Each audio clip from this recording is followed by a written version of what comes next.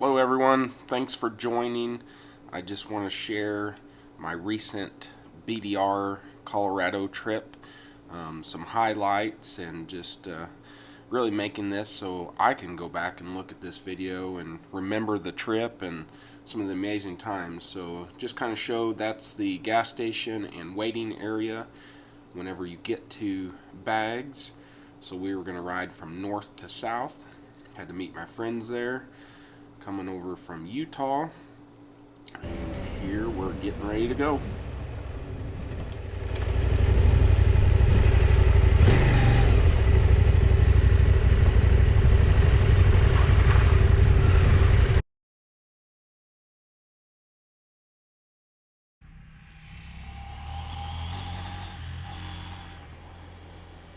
Alright, we're getting started. We've got Mark on a 790. We have Kurt on an 890. Next we will have Corey on the 390. Smallest bike in the group, but I'll give you a hint, it made it all the way to the end. And we have the second Mark on an 890.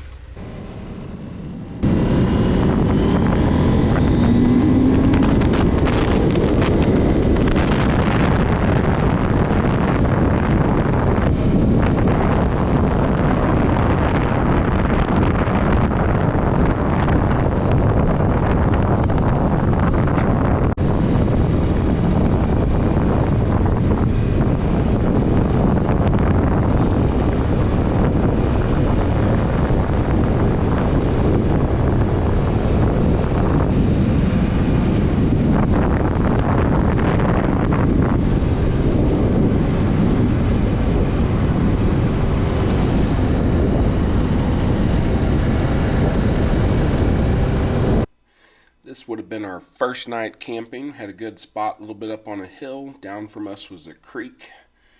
It was very handy. Second day, I believe this was the first real water crossing we had coming from, again, we started in Bags, heading south. Here we've got Kurt doing it. Really wasn't too bad. There we have Mark on an 890. Another Mark on a 790. And we've got Corey. Everybody made it good. So I was going to leave the audio footage, or the audio from the discussion they were having, but I decided I would delete that out. There was a vehicle or something that didn't want to, I don't know, get over. I don't remember. I didn't see it, but I'll just add my commentary here and we will move forward. So this is where we landed to camp the end of day 2. We were just south of Gypsum. This was our campground, our campsite, primitive camping. There was a creek that ran through there, super handy for rinsing off. Had we paid more attention, hint, to the BDR planning Facebook group, we would have known that a few miles down the trail was closed and there was a bypass route now in place, and that's alright. Made for a good adventure on day 3. So after we realized we had a detour, we followed the detour around and we ended up at a coffee shop. It's always good to get some fresh food besides the snacks we have packed. Now we're back to getting around almost past the detour here, just up the other side of the lake. Very pretty. I think that's called Sylvan Lake. I don't have the map here in front of me. This would have been our second big water crossing on day 3. I don't know exactly where we were at. We were somewhere between Gypsum and Leadville. It wasn't too bad though. I feel like there had been more rain lately because we did encounter several water crossings. There's Corey getting some wet feet. We've got Kurt going for it.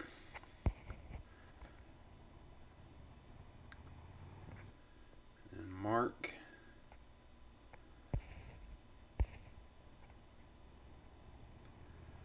And Mark again. And then the bad spot, I parked my bike and had to turn it around there to get up out of the way. And this was me riding across to that parking spot.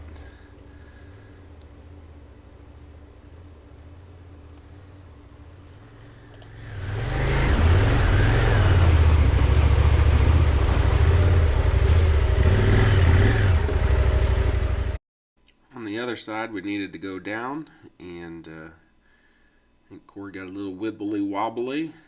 I put this in slow-mo so he can see it himself in this video. I think he might have grabbed a little bit of front brake there, but we're not for sure. Alright, I stopped, looked back, and didn't realize Corey had laid it over. So getting it picked up. Mark coming down the hill, but he was okay.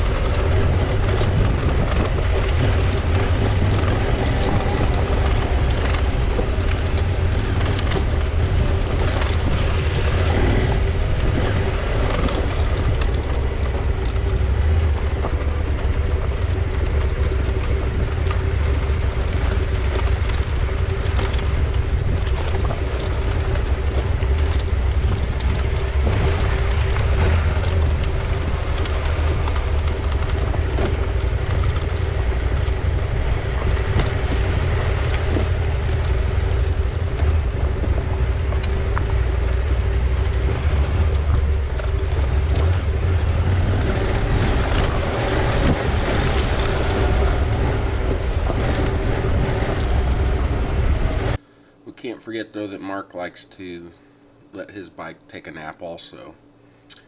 See the little rock there behind his front tire? That's what got him, not the rest of the trail.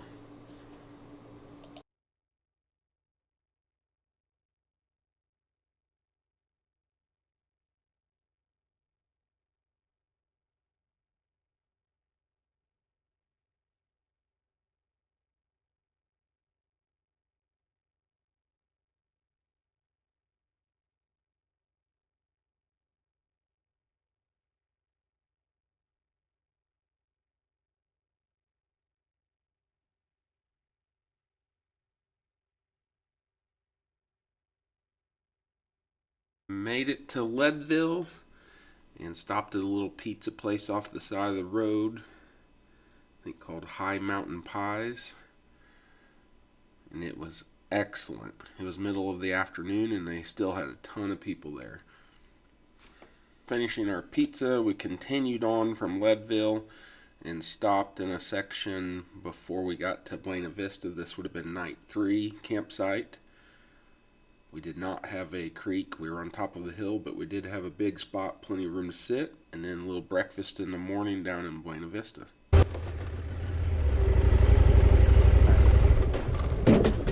But loving it so far.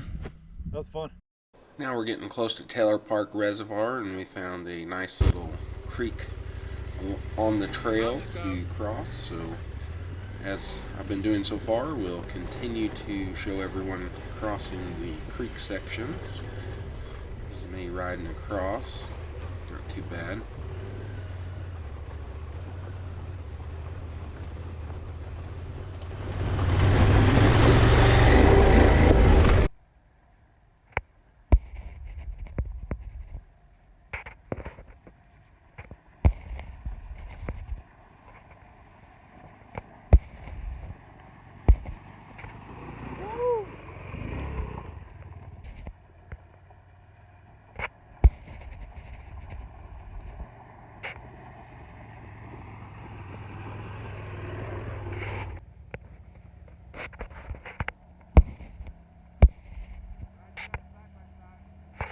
Tell them you got 2 guys coming.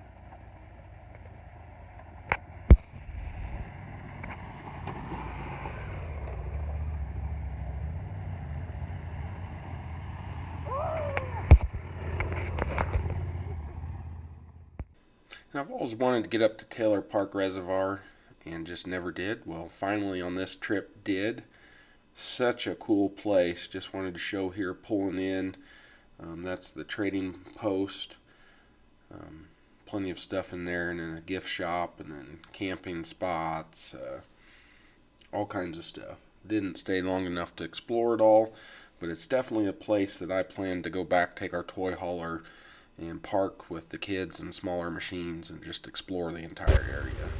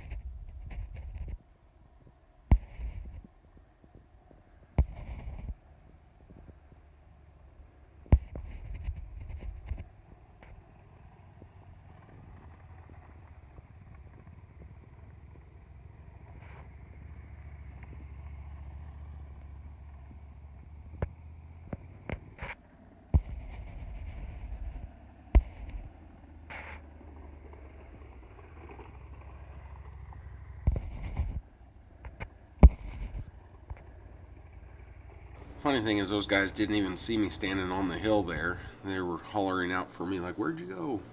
But hey, now we're going down into Pitkin. Such a cool little town. Always dirt bikes everywhere. Fantastic place to ride. And then that's the creek outside of Lake City that we camped next to down in the valley there before you get to Lake City. Excellent time there. And then heading out. I didn't get any pictures of the campsite, but it was a good spot. Another place to rent in the creek, and then head into Lake City in the morning for breakfast, which I don't think I have a name of the little place we went, but they had the best bagel breakfast sandwiches, the Mr. Bean. Here we left Lake City, getting ready to take Cinnamon Pass over, and Kurt got stung by something, and then it was crawling down his shirt and stinging him, and he tried to step off his bike there, but it's hard to see. There's a ditch there, and so his foot didn't reach down far enough, and I don't blame him. He was getting stung.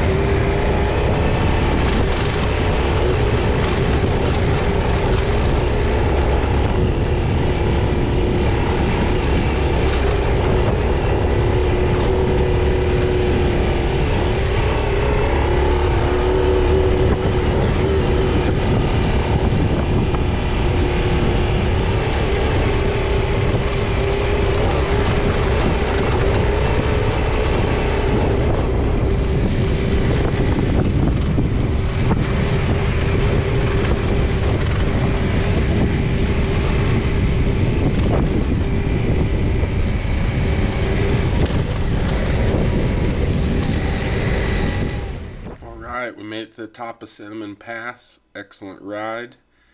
Getting ready to head down toward Animas Forks, and just a awesome place. You'll see here in the photos coming up. Pretty cool if you've never been. It gets a lot of visitors every year.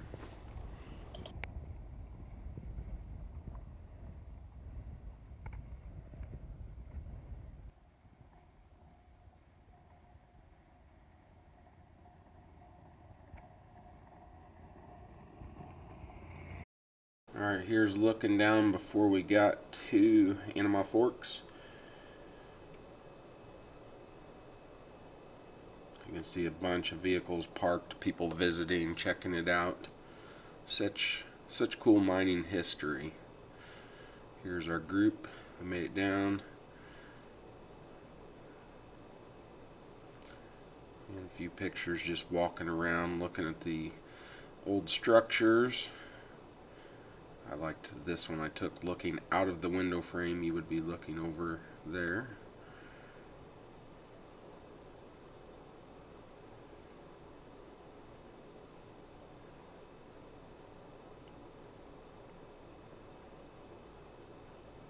Here's looking in the one house and then looking out the window, what their view would have been. Just awesome.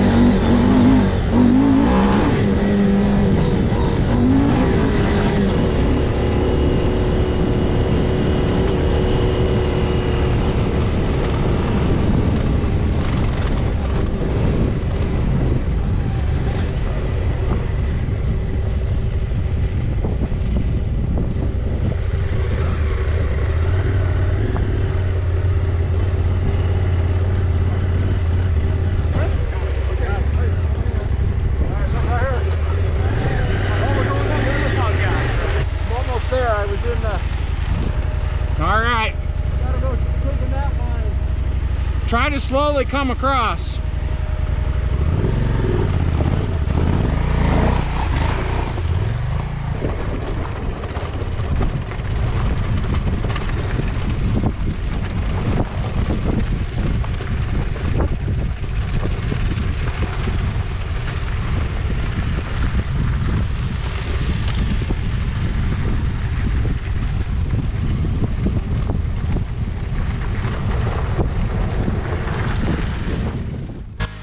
One thing we talked about, and you're going to hear it here, the 390. Same issue though on the 790 and 890. They come high geared. If you gear the front sprocket down one tooth, it helps considerably. Corey just hadn't got it done yet to his 390, but that would make all the difference in a spot right here like that.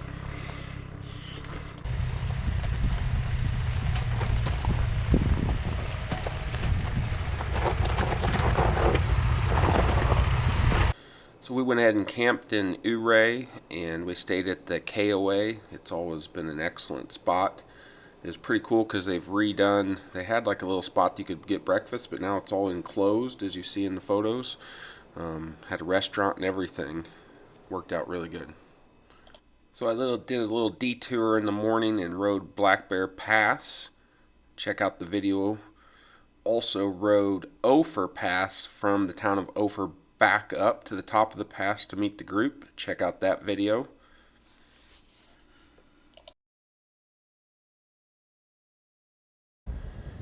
Now I've been back over Ophir Pass and saw the group coming, so pulled off and videoed them coming up. I believe it's Red Mountain Pass there on the $1 Million Highway.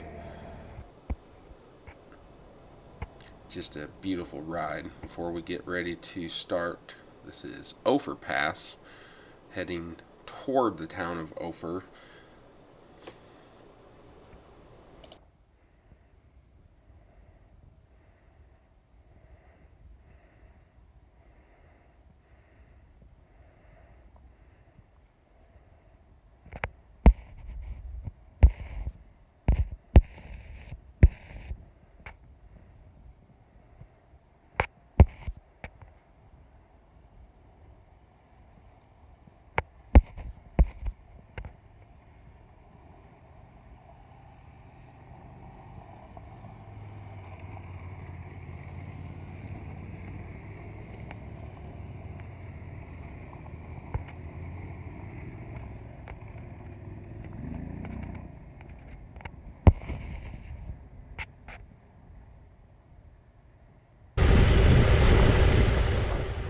This is coming down Ophir Pass. Down is definitely easier than coming up from the side of Ophir. The challenges you'll have coming up will be as if there's traffic and you have to stop and start again with a loaded bike. The loose rock makes it very hard to get going.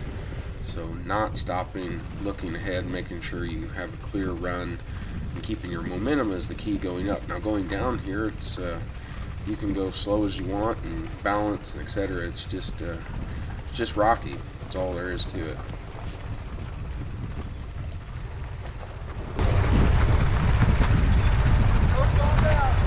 There you go.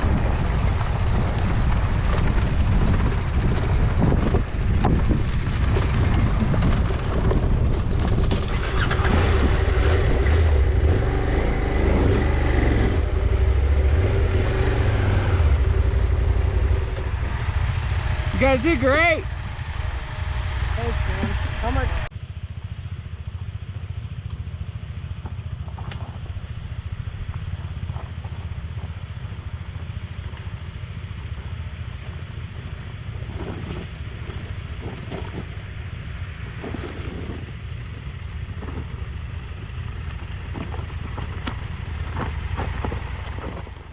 The rocks can still be very challenging going down. Mark tipped over there and Kurt helped him get up. I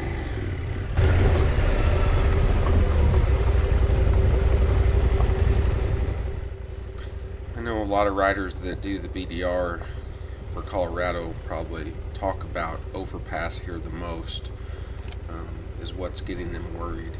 Again, if you're going from the 550 highway side towards the town of Ophir. Coming up the pass isn't bad. And then this section here, going down the rocks, again, is very manageable on a bike loaded down. It's just going slow and taking your time here. Now, I think I said before, going up, it's a whole nother story. Definitely rough, and I've heard from lots of riders that it's caused them trouble, and they've had to turn around. Back to that discussion on being geared down one tooth in the front, that will help a lot also. Here we're now heading out towards Groundhog Reservoir, and the trip, we had been so fortunate with just sprinkles here and there occasionally, but never any major rain. Shortly after this video, it was a downpour and a drenching hour-and-a-half ride into Groundhog Reservoir. I thought I had some video footage on the GoPro, but I didn't get it.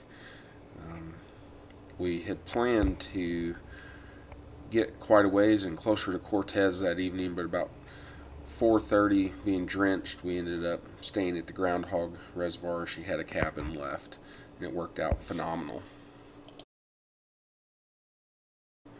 So the little cabin definitely was a savior. We were wet, and it rained and stormed hard all night. It was so wet in the morning outside the cabin. You'll see here. It was nice for everyone to sit and relax. But the next morning we made the last legs down to Four Corners, and here I am. Finally sat in 4 states at once. Thanks for watching. Please subscribe. Check out my other videos. Have a good day.